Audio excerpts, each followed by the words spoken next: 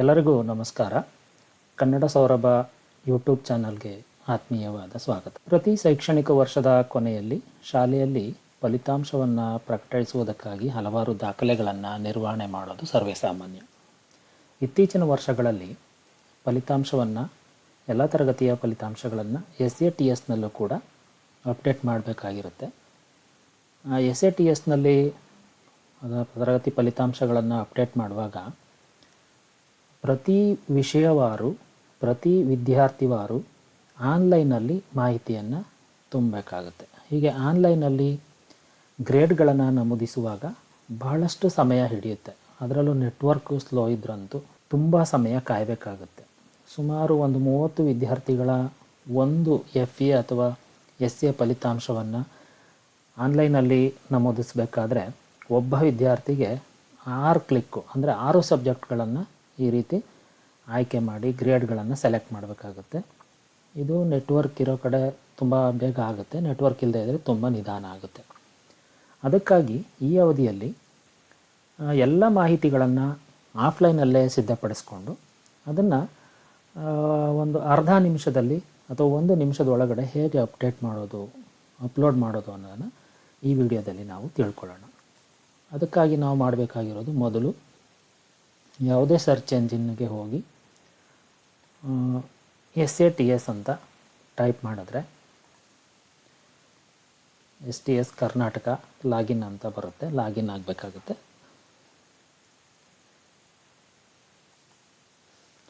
Student tracking system,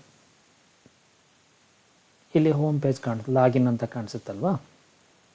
ಈ login ಪೇಜ್ಗೆ ಹೋಗಿ ನಮ್ಮ ಶಾಲೆಯ ಡೈಸ್ ಕೋಡು ಪಾಸ್ವರ್ಡ್ಗಳನ್ನು ನಮೂದಿಸಿದ್ರೆ ಈ ರೀತಿ ಡ್ಯಾಶ್ ಬೋರ್ಡ್ ಓಪನ್ ಆಗುತ್ತೆ.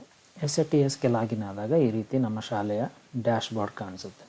ಅದರಲ್ಲಿ ಮೊದಲಿಗೆ ನಾವು ಸ್ಟೂಡೆಂಟ್ ಮ್ಯಾನೇಜ್ಮೆಂಟ್ ಕ್ಲಾಸ್ 1 to 10 ಅನ್ನೋ ಟ್ಯಾಬ್ ಮೇಲೆ ಹೋದಾಗ ಬಲಭಾಗದಲ್ಲಿ ಸಬ್ ಟ್ಯಾಬ್ಗಳು ಓಪನ್ ಆಗ್ತವೆ. ಅದರಲ್ಲಿ CCE ಅನ್ನೋ ಸಬ್ ಟ್ಯಾಬ್ಗೆ ಹೋಗಬೇಕು. ಅದಾದಮೇಲೆ ಮತ್ತೆ ಅದರ ಬಲಗಡೆ ಹಲವಾರು ಆಯ್ಕೆಗಳಿರ್ತವೆ. ಅದರಲ್ಲಿ CCE grade report, general result form, ಈ ಥರ ಎಂಟ್ರಿ ಮಾಡೋದಕ್ಕೂ ಕೂಡ ಅವಕಾಶ ಇರುತ್ತೆ, ಆನ್ಲೈನಲ್ಲಿ ಎಂಟ್ರಿ ಮಾಡೋದಕ್ಕೆ. ಆದರೆ ನಾವು ಆಫ್ಲೈನಲ್ಲಿ ಸಿದ್ಧತೆ ಮಾಡಿಕೊಂಡು ಅಪ್ಲೋಡ್ ಮಾಡ್ತಾ ಇರೋದ್ರಿಂದ upload or download excel of student result ಅನ್ನೋ ಸಬ್ ಟ್ಯಾಬನ್ನು ಕ್ಲಿಕ್ ಮಾಡಿದಾಗ ಈ ರೀತಿ ಒಂದು ಪೇಜ್ ಓಪನ್ ಆಗುತ್ತೆ. ಇದರಲ್ಲಿ ನಮಗೆ ಯಾವ ತರಗತಿ ಬೇಕೋ ಅದನ್ನು ಆಯ್ಕೆ ಮಾಡ್ಕೊಳ್ಳೋದು. ಲ್ಯಾಂಗ್ವೇಜ್ ಗ್ರೂಪನ್ನು ಸೆಲೆಕ್ಟ್ ಮಾಡಿ ಶೈಕ್ಷಣಿಕ ವರ್ಷ ಆಟೋಮೆಟಿಕ್ ಆಗಿರುತ್ತೆ ಅಥವಾ ಸೆಲೆಕ್ಟ್ ಮಾಡ್ಕೋಬೋದು. ನಾವು ಪ್ರಸ್ತುತ ವರ್ಷದನ್ನು ಎಂಟ್ರಿ ಮಾಡ್ತಾ ಇರೋದ್ರಿಂದ 2024-25 ಸೆಲೆಕ್ಟ್ ಮಾಡಿದ್ದೀನಿ. ಮೀಡಿಯಮ್ ಕನ್ನಡ. ನಾವು ಯಾವ ಎಕ್ಸಾಮ್ದು ರಿಸಲ್ಟನ್ನು ಅಪ್ಲೋಡ್ ಮಾಡಬೇಕು ಅದನ್ನು ಸೆಲೆಕ್ಟ್ ಮಾಡಿಕೊಂಡು ನಾನು SA1 ಸೆಲೆಕ್ಟ್ ಮಾಡ್ತಾಯಿದ್ದೀನಿ. ಇಲ್ಲಿ ಡೌನ್ಲೋಡ್ ಅನ್ನೋ ಟ್ಯಾಬ್ ಮೇಲೆ ಕ್ಲಿಕ್ ಮಾಡಿದ್ರೆ ಒಂದು ಎಕ್ಸೆಲ್ ಫಾರ್ಮು ಡೌನ್ಲೋಡ್ ಆಗುತ್ತೆ. ಇಲ್ಲಿ ಡೌನ್ಲೋಡು ಚಿಹ್ನೆ ಇದೆಯಲ್ವಾ, ಅಲ್ಲಿ ಅದು ಡೌನ್ಲೋಡ್ ಆಗ್ತಾ ಇರೋದು ಡಿಸ್ಪ್ಲೇ ಆಗುತ್ತೆ. ಇದು ಪೂರ್ತಿಯಾಗಿ ಡೌನ್ಲೋಡ್ ಆದಮೇಲೆ ನೀವು ಇಲ್ಲೇ ಬೇಕಾದರೆ ನೇರವಾಗಿ ಆ ಎಕ್ಸೆಲ್ ಫಾರ್ಮನ್ನು ಈ ಆರೋ ಮಾರ್ಕನ್ನು ಒತ್ತೋದ್ರಿಂದ ಓಪನ್ ಮಾಡ್ಬೋದು, ಅಥವಾ ಡೌನ್ಲೋಡ್ ಫೋಲ್ಡರ್ಗೆ ಹೋಗಿ ಕೂಡ ಓಪನ್ ಮಾಡ್ಬೋದು. 2 ಆಯ್ಕೆಗಳಿದೆ. ನಾನು ನೇರವಾಗಿ ಎಕ್ಸೆಲ್ ಫಾರ್ಮನ್ನು ಓಪನ್ ಮಾಡ್ತೀನಿ. ಅಲ್ಲಿ ಕ್ಲಿಕ್ ಮಾಡಿದಾಗ ಈ ರೀತಿಯ ಎಕ್ಸೆಲ್ ಫಾರ್ಮ್ ಓಪನ್ ಆಗುತ್ತೆ. ನೋಡಿ, 10th SCA1 ನಾನು ಡೌನ್ಲೋಡ್ ಮಾಡಿದ್ದು ಎಕ್ಸೆಲ್ ಫಾರ್ಮು ಓಪನ್ ಆಗಿದೆ. ಇದನ್ನು ಮೊದಲು ಪ್ರೊಟೆಕ್ಟಿವ್ ಇವೆಲ್ ಇರ್ತದೆ, ಅದನ್ನು ಎನೇಬಲ್ ಎಡಿಟ್ ಮಾಡ್ಕೋಬೇಕು. ಎಡಿಟ್ ಮಾಡೋದಕ್ಕೆ ಬೇಕಿದ್ರೆ ನೀವು ಇದು ಡೇಟು ಟೈಮ್ ಪ್ರಕಾರ ನೇಮ್ ಇರುತ್ತೆ, ಇದನ್ನು ರೀನೇಮ್ ಮಾಡ್ಕೋಬೋದು. ಅದಕ್ಕೆ ಫೈಲ್ಗೆ ಹೋಗಿ ಸೇವ್ ಆ್ಯಸ್ ಕ್ಲಿಕ್ ಮಾಡಿ ನಿಮಗೆ ಯಾವ ಫೋಲ್ಡ್ರಲ್ಲಿ ಬೇಕೋ ಆ ಫೋಲ್ಡ್ರಲ್ಲಿ ಅದನ್ನು ಸೇವ್ ಮಾಡ್ಕೋಬೋದು. ನಾನು ಡೌನ್ಲೋಡ್ ಫೋಲ್ಡ್ರಲ್ಲಿ ಇಟ್ಕೋತೀನಿ, ಬೇಕಿದ್ರೆ ಬೇರೆ ಫೋಲ್ಡ್ರಲ್ಲಿ ಇಟ್ಕೋಬೋದು. ಡೌನ್ಲೋಡ್ ಫೋಲ್ಡ್ರಲ್ಲೇ ನೇಮ್ ಅಷ್ಟೇ ಚೇಂಜ್ ಮಾಡ್ಕೋತೀನಿ. ಫೈಲ್ನ ರೀನೇಮ್ ಮಾಡ್ತಾಯಿದ್ದೀನಿ. 10th SCA1 2024-25 ಅಂತ ನನಗೆ ಸುಲಭವಾಗಿ ಗೊತ್ತಾಗಲಿ, ಯಾಕೆಂದರೆ ಹಲವಾರು ಫೈಲ್ಗಳಿರ್ತವೆ ಇದರಲ್ಲಿ, ಗೊತ್ತಾಗಲಿ ಅಂತೇಳಿ ರೀನೇಮ್ ಮಾಡಿಕೊಂಡು ಸೇವ್ ಮಾಡ್ಕೋತೀನಿ. ಈ ಫೈಲ್ ಇಲ್ಲೇ ಇರುತ್ತೆ.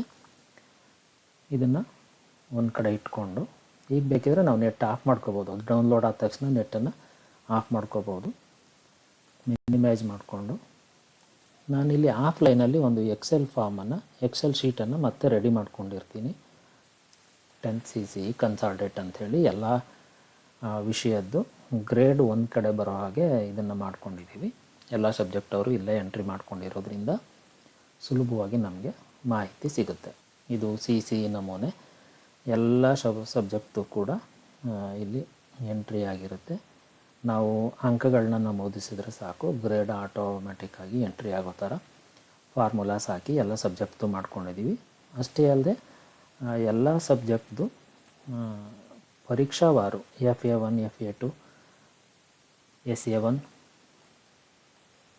FA3, FA4 ಮತ್ತು SA2 ಈ ರೀತಿ ಒಂದೇ ಕಡೆ ಬರೋ ಹಾಗೆ, ಇದನ್ನೇನು ವಿಶೇಷ ಹೆಚ್ಚು ಶ್ರಮ ಹಾಕೇನು ಮಾಡಿಲ್ಲ, ಒಂದು ಸೂತ್ರ ಹಾಕಿ ಅಲ್ಲಿ ಎಂಟ್ರಿ ಮಾಡಿದಂಥ ಮಾಹಿತಿ ಆಟೋಮೆಟಿಕ್ಕಾಗಿ ಇಲ್ಲಿ ಬರೋ ಹಾಗೆ ಮಾಡ್ಕೊಂಡಿದ್ದೀವಿ.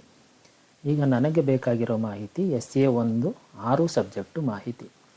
SATS ಅಲ್ಲಿ ಗಮನಿಸಬೇಕು, ಸಬ್ಜೆಕ್ಟು ಹೇಗಿರುತ್ತೆ ಅಂದರೆ ಕನ್ನಡ, ಇಂಗ್ಲೀಷ್, ಹಿಂದಿ, ಮ್ಯಾಥ್ಸು, ಸೋಷಿಯಲು ಮತ್ತು ಸೈನ್ಸ್ ಇರುತ್ತೆ. ನಾವು ಸಾಮಾನ್ಯವಾಗಿ ಸೈನ್ಸ್ ಆದಮೇಲೆ ಸೋಷಿಯಲ್ನ ಎಂಟ್ರಿ ಮಾಡ್ಕೋತೀವಿ. SATS ಅಲ್ಲಿರೋ ಪ್ರಕಾರನೇ ಸಬ್ಜೆಕ್ಟ್ಗಳನ್ನು ಕನ್ಫ್ಯೂಸ್ ಆಗಬಾರ್ದು ಅಂಥೇಳಿ ಮಾಡ್ಕೊಂಡಿದ್ದೀವಿ. ಮತ್ತು ಮಕ್ಕಳ ಹೆಸರು ಕೂಡ SATS ಅಲ್ಲಿ ಯಾವ ರೀತಿ ಎಂಟ್ರಿ ಆಗಿರುತ್ತೋ ಅದೇ ಕ್ರಮಾನುಗತವಾಗಿ ಇರೋ ಹಾಗೆ ಮಾಡ್ಕೊಂಡಿದ್ದೀವಿ. ಈಗ ನನ್ನ ಕೆಲಸ ಸುಲಭ ಏನಂತ ಹೇಳಿದ್ರೆ, ಇಲ್ಲಿ SA1 ಕನ್ನಡ, SA1 ಕನ್ನಡ ಗ್ರೇಡ್ಗಳನ್ನು ನಾನು ಕಾಪಿ ಮಾಡ್ಕೋತೀನಿ. SA1 ಕನ್ನಡ ಗ್ರೇಡ್ಗಳನ್ನ ರೈಟ್ ಕ್ಲಿಕ್ ಮಾಡಿ ಅಥವಾ ಇಲ್ಲಿ ಕಾಪಿ ಇರುತ್ತದೆ, ಕಾಪಿ ಮಾಡ್ಕೊಂಡಿದ್ದೀನಿ.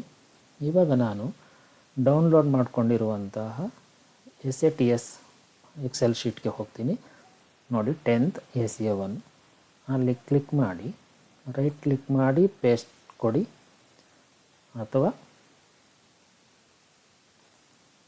ಇಲ್ಲಿ ಪೇಸ್ಟ್ ಆಪ್ಷನ್ ಇರ್ತದೆ, ಅದನ್ನು ಬೇಕಾದರೂ ಮಾಡ್ಕೋಬೋದು. ನೋಡಿ, ಒಂದು ಸಬ್ಜೆಕ್ಟ್ದು ಇಷ್ಟು ಬೇಗ ಕಾಪಿ ಆಯಿತು, ಪೇಸ್ಟ್ ಆಯಿತು. ನೆಕ್ಸ್ಟ್ ಎರಡನೇ ಸಬ್ಜೆಕ್ಟ್ ಯಾವುದಿದೆ ನೋಡಿ, ಇಂಗ್ಲೀಷು. ಅದಕ್ಕಾಗಿ ನಾನು ಮತ್ತೆ ಇನ್ನು ಎರಡೂ ಮಿನಿಮೈಸ್ ಮಾಡ್ಕೊಂಡು ಇಟ್ಕೋಬೋದು, ಅಕ್ಕಪಕ್ಕನೇ ಇಟ್ಕೊಂಡು ಬೇಕಿದ್ರೆ ಮಾಡ್ಬೋದು. SA1 10th ಇಂಗ್ಲೀಷು ಗ್ರೇಡ್ಸ್ ಬೇಕು ನನಗೆ, ಅದನ್ನು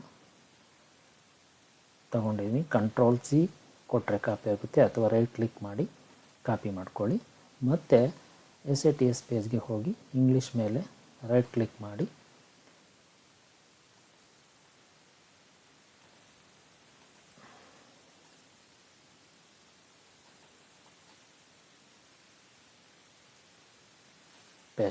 ಪೇಸ್ಟ್ ಸ್ಪೆಷಲನ್ನು ಕೊಟ್ಟೆ, ಅಥವಾ Ctrl+V ಬೇಕಾದರೆ ಮಾಡ್ಬೋದು. ಅದೇ ರೀತಿ ನನಗೆ ಇವಾಗ ಮ್ಯಾಥ್ಸ್ ಬೇಕು ಅಥವಾ ಹಿಂದಿ ಬೇಕು.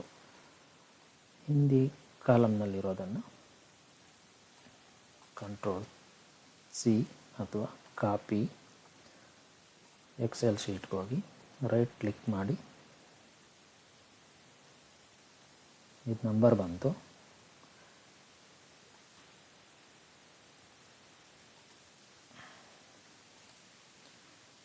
ಪೇಸ್ಟ್ ಸ್ಪೆಷಲ್ ಆಯ್ಕೆಯನ್ನು ಆಯ್ಕೆ ಮಾಡ್ಕೋಬೇಕು. ನನಗೀಗ ಮತ್ತೆ ಹಿಂದಿ ಆಯಿತು, ಮ್ಯಾಥ್ಸ್ ಬೇಕು. ಎರಡೆರಡು ಶೀಟ್ ಕೊಟ್ಟಿಗೆ ಎರಡೆರಡು ಕಾಲಮ್ ಒಟ್ಟಿಗೆ ತೊಗೊಂಡ್ರೆ ಪೇಸ್ಟ್ ಆಗಲ್ಲ, ಅದಕ್ಕೆ ನಾನು ಒಂದೊಂದೇ ತಗೋತಾ ಇದ್ದೀನಿ. ನೆಕ್ಸ್ಟ್ ಇವಾಗ ಮ್ಯಾಥ್ಸ್ ಕಾಲಮ್ಗೆ ಹೋಗಿ ಪೇಸ್ಟ್ ಕೊಡ್ತಾಯಿದ್ದೀನಿ. ಇದಾದಮೇಲೆ ಸೋಷಿಯಲ್ ಸೈನ್ಸ್ ಇದೆ, ಸೋಷಿಯಲ್ ಸೈನ್ಸನ್ನು ಇಲ್ಲಿ ಕಾಪಿ ಮಾಡ್ಕೊಳ್ತೀನಿ. ಅದೇ ಪ್ರಕಾರವಾಗಿ ನಾವು ಸಬ್ಜೆಕ್ಟನ್ನು ಜೋಡಿಸ್ಕೊಂಡಿದ್ದೀವಿ. Ctrl+C ಅಥವಾ ಕಾಪಿ, ಮತ್ತು ಸ್ಯಾಟ್ಸ್ ಫಾರ್ಮ್ಗೆ ಹೋಗಿ ರೈಟ್ ಕ್ಲಿಕ್ ಮಾಡಿ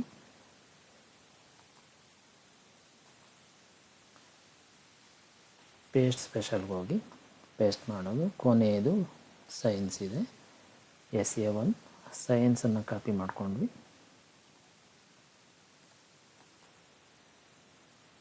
ಕಾಪಿ, ಮತ್ತಿಲ್ಲಿ ಹೋಗಿ ಕ್ಲಿಕ್ ಮಾಡಿ ಪೇಸ್ಟ್ ಸ್ಪೆಷಲ್. 6 ವಿಷಯಗಳದ್ದು ಗ್ರೇಡ್ಗಳನ್ನ ಕಾಪಿ ಪೇಸ್ಟ್ ಮಾಡಾಗಿದೆ. ಇದನ್ನು ಅಪ್ಲೋಡ್ ಮಾಡೋದು ಅಷ್ಟೇ ಬಾಕಿ ಇರೋದು. ಅದಕ್ಕಿಂತ ಮುಂಚೆ ನಾನು ಫೈಲ್ನ ರೀನೇಮ್ ಮಾಡ್ಕೊಂಡಿದ್ದೀನಿ, ಇದು ಎಲ್ಲಿದೆ ಅಂತ ಗೊತ್ತಿದೆ, ಹಾಗಾಗಿ ಈ ಫೈಲ್ನ ನಾನು ಕ್ಲೋಸ್ ಮಾಡ್ತಾಯಿದ್ದೀನಿ. ಸೇವ್ ಅಂತ ಕೊಟ್ಕೊಂಡ್ರೆ ಓಕೆ, ಈ ಫೈಲ್ ಕ್ಲೋಸ್ ಆಯಿತು. ಇವಾಗ ನಾನು ಇದನ್ನು ಮಿನಿಮೈಸ್ ಮಾಡಿಕೊಂಡು ಆನ್ಲೈನ್ಗೆ ಮತ್ತೆ ಹೋಗ್ತೀನಿ. ನಾನು SATS ಫೋಲ್ಡ್ರಿಗೆ ಹೋದಾಗ ನೀವು ಹೊಸದಾಗಿ ಬೇಕಾದರೆ ಲಾಗಿನ್ ಆಗಿ ಡ್ಯಾಶ್ಬೋರ್ಡ್ ಹೋಗಿ ಮೊದಲು ಏನು ಕ್ರಮಗಳನ್ನ ಅನುಸರಿಸಿದ್ವಿ student management class 1 to 10th ಹೋಗಿ ಅಲ್ಲಿ ಸಿ ರಿಸಲ್ಟ್ಗೆ ಹೋಗಿ ಅಲ್ಲಿ ಅಪ್ಲೋಡ್ ಅಥವಾ ಡೌನ್ಲೋಡ್ ಸಿ ರಿಸಲ್ಟ್ ಅಂತ ಇರ್ತಲ್ವ ಅಲ್ಲಿಗೆ ಹೋಗಿದ್ದು ಬರ್ಬೋದು. ಅಥವಾ ಈ ಪೇಜನ್ನು ಮಿನಿಮೈಸ್ ಮಾಡ್ಕೊಂಡಿದ್ದೀರ ಡೈರೆಕ್ಟಾಗಿ ಅದೇ ಇದರಲ್ಲಿ ಅಪ್ಲೋಡ್ ಮಾಡ್ಬೋದು. ಇಲ್ಲಿ ಡೌನ್ಲೋಡಿಂದ ಕೆಳಗಡೆ ಅಪ್ಲೋಡ್ ಮಾಡೋದಕ್ಕೂ ಚಾನ್ಸ್ ಇದೆ, ಅವಕಾಶ ಇದೆ. ಅಲ್ಲಿ ಚೂಸ್ ಫೈಲ್ ಕೊಡಿ. ಇವಾಗ ನಾವು ಭರ್ತಿ ಮಾಡಿದ್ವಲ್ಲ ಆ ಎಕ್ಸೆಲ್ ಶೀಟನ್ನು ಇಲ್ಲಿಗೆ ಅಪ್ಲೋಡ್ ಮಾಡಿದ್ರೆ ಆಯಿತು. ಎಲ್ಲಿದೆ ಅದು ಡೌನ್ಲೋಡಲ್ಲಿ ಇಟ್ಕೊಂಡಿದ್ದೀನಿ ನಾನು 10th SA1 2024-25 ಫೈಲನ್ನು ಓಪನ್ ಕೊಡಿ, ಸೆಲೆಕ್ಟ್ ಮಾಡಿ ಓಪನ್ ಕೊಡಿ. ಇಲ್ಲಿಗೆ ಅದು ಅಪ್ಲೋಡ್ ಆಯಿತು. ಅದನ್ನು ಸಬ್ಮಿಟ್ ಕೊಡಿ. 36 ವಿದ್ಯಾರ್ಥಿಗಳದ್ದು ಅಲ್ಲಿ ರಿಸಲ್ಟ್ ಇದೆ SA1. ಅದು ಇಲ್ಲಿ ಡಿಸ್ಪ್ಲೇ ಆಗುತ್ತೆ. 36 ವಿದ್ಯಾರ್ಥಿಗಳ ಗ್ರೇಡ್ಗಳು ಅಪ್ಡೇಟ್ ಆಗಿದೆ ಅಂತ ನೋಡಿ. 36 out of 36 data has been uploaded successfully ಅಂತ ಬಂತು. ಇದು ಅಪ್ಲೋಡ್ ಮಾಡೋ ವಿಧಾನ. ಇದಾದಮೇಲೆ ಮುಂದಿನ ಹಂತ student management class 1 to 10th ಹೋಗಿ ಸಿ ರಿಸಲ್ಟ್ಗೆ ಹೋಗಿ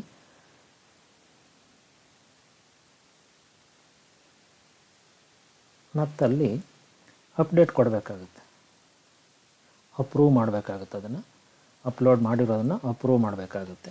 ಅಪ್ರೂವ್ ಅಂತ ಕೊಡಿ, ಸೆಲೆಕ್ಟ್ ಮಾಡಿ. ನಾವು 10th ಕ್ಲಾಸದನ್ನು ಸೆಲೆಕ್ಟ್ ಮಾಡಿದ್ದೀವಿ. ಇವಾಗ ಅಪ್ಲೋಡ್ ಮಾಡಿದ್ದು ನಾವು SA1. ವ್ಯೂ ಕೊಡಿ. ನಾವು ಅಪ್ಲೋಡ್ ಮಾಡಿರುವ ಮಾಹಿತಿ ಇಲ್ಲಿ ಡಿಸ್ಪ್ಲೇ ಆಗುತ್ತೆ. 36 ವಿದ್ಯಾರ್ಥಿಗಳ ಮಾಹಿತಿಗಳು ಇಲ್ಲಿ ಅಪ್ಲೋಡ್ ಆಗಿರ್ತದೆ ನೋಡಿ. ಶೋಯಿಂಗ್ 1 to 36 of 36 ಎಂಟ್ರೀಸ್ ಅಂತ. ಇಲ್ಲಿ ಆ್ಯಕ್ಷನ್ ಆಲ್ ಕೊಡಿ. ಒಂದೊಂದೇ ಸೆಲೆಕ್ಟ್ ಮಾಡ್ಬೋದು, ಅದ್ರ ಬದಲು ಆ್ಯಕ್ಷನ್ ಆಲ್ ಅಂತ ಕೊಟ್ಟರೆ ಎಲ್ಲವೂ ಸೆಲೆಕ್ಟ್ ಆಗುತ್ತೆ. ಇಲ್ಲಿ ಯಾವುದೇ ಒಂದು ವಿದ್ಯಾರ್ಥಿದು ಬ್ಲ್ಯಾಂಕ್ ಇದ್ದರೆ ತಗೊಳ್ಳೋದಿಲ್ಲ. ಇಲ್ಲಿ 36 ವಿದ್ಯಾರ್ಥಿಗಳ ರಿಸಲ್ಟು ಅಪ್ಲೋಡ್ ಆಗಿರೋದ್ರಿಂದ ಎಲ್ಲವೂ ಸೆಲೆಕ್ಟ್ ಆಗಿದೆ. ಅಪ್ರೂವ್ ಅಂತ ಕೊಡಿ. ಅಥವಾ ನಾವಿಲ್ಲಿ ಕೆಲವು ಸಾರಿ SA1 ಬದಲಿಗೆ ಯಾವುದೋ ಬೇರೆ ಎಕ್ಸಾಮ್ದು ಅಪ್ಲೋಡ್ ಮಾಡಿಬಿಟ್ಟಿದ್ದೀವಿ ಅಂತ ಅನಿಸಿದ್ರೆ ರಿಜೆಕ್ಟ್ ಕೊಟ್ಟರೆ ಮತ್ತೆ ಹೊಸದಾಗಿ ಮಾಡೋದಕ್ಕೆ ಅವಕಾಶ ಇರ್ತದೆ. ನಾನು SA1 ಅಪ್ಲೋಡ್ ಮಾಡಿರೋದ್ರಿಂದ ಅಪ್ರೂವ್ ಅಂತ ಕೊಡ್ತೀನಿ. ಮತ್ತೆ ಕೇಳುತ್ತೆ ಆರ್ ಯು ಶೋರ್ ಅಂತ. ಓಕೆ ಕೊಟ್ಟರೆ ಅಪ್ಡೇಟ್ ಆಗುತ್ತೆ. ಇಲ್ಲಿ ಕೆಳಗಡೆ ಬರುತ್ತೆ ಸ್ಟೂಡೆಂಟ್ ರಿಸಲ್ಟ್ ಅಪ್ರೂವ್ಡ್ ಸಕ್ಸಸ್ಫುಲಿ ಅಂತ ಬಂತು. ಈಗ ನಾವು ಎಂಟ್ರಿ ಅಪ್ಲೋಡ್ ಮಾಡಿದ ರಿಸಲ್ಟು ಅಥವಾ ಗ್ರೇಡ್ಗಳು ಅಲ್ಲಿ ಸ್ಯಾಟ್ಸಲ್ಲಿ ಇದೆ ಅಂತ ಹೇಗೆ ನೋಡೋದು ಅಂತ ಹೇಳಿದ್ರೆ ಮತ್ತೆ ಸ್ಟೂಡೆಂಟ್ ಮ್ಯಾನೇಜ್ಮೆಂಟ್ ಕ್ಲಾಸ್ 1 to 10ಗೆ ಹೋಗಿ ಸಿ ರಿಸಲ್ಟ್ಗೆ ಹೋಗಿ ಅಲ್ಲಿ ರಿಸಲ್ಟ್ ಮಾನಿಟರಿಂಗ್ ರಿಪೋರ್ಟ್ ಅಂತ ಕ್ಲಿಕ್ ಮಾಡಿ ಯಾವ ಕ್ಲಾಸ್ತು ಅಂತ ಕೊಟ್ಟರೆ 10ನೇ ತರಗತಿ 10th ಅಂತ ಕೊಟ್ಬಿಟ್ಟು ಸರ್ಚ್ ಕೊಟ್ಟಾಗ ನೀವು ಅಪ್ಲೋಡ್ ಮಾಡಿರೋದು ಇಲ್ಲಿ ಇರ್ತದೆ ನೋಡ್ಕೊಳ್ಳಿ. ನೋಡಿ SA1 ನಾನು ಅಪ್ಲೋಡ್ ಮಾಡಿದ್ದೆ, ಅದು SA1 ರಿಸಲ್ಟು ಇಲ್ಲಿ ಅಪ್ಡೇಟ್ ಆಗಿದೆ. SA1 36 ವಿದ್ಯಾರ್ಥಿಗಳದ್ದು ಅಪ್ಡೇಟ್ ಆಗಿದೆ. ಹೀಗೆ 1-2 ನಿಮಿಷಗಳ ಕಾಲ ಆನ್ಲೈನಲ್ಲಿದ್ದು ಅದನ್ನು ಹೇಗೆ ಅಪ್ಲೋಡ್ ಮಾಡೋದು ಅಂತ ಇದುವರೆಗೆ ತಿಳ್ಕೊಂಡಿದ್ವಿ. ಇದನ್ನೇ PDF ಅಲ್ಲಿ ಬೇಕಾದರೆ ಡೌನ್ಲೋಡ್ ಮಾಡ್ಕೋಬೋದು, ಎಕ್ಸೆಲಲ್ಲಿ ಬೇಕಿದ್ರೆ ಡೌನ್ಲೋಡ್ ಮಾಡ್ಕೊಂಡು ಚೆಕ್ ಮಾಡ್ಕೋಬೋದು. ನಾವು ಹೀಗೆ ಆನ್ಲೈನಲ್ಲಿ ಸುಲಭವಾಗಿ STS ರಿಸಲ್ಟ್ಗಳನ್ನು ಅಪ್ಡೇಟ್ ಮಾಡ್ಬೋದಾಗಿದೆ. Thank you.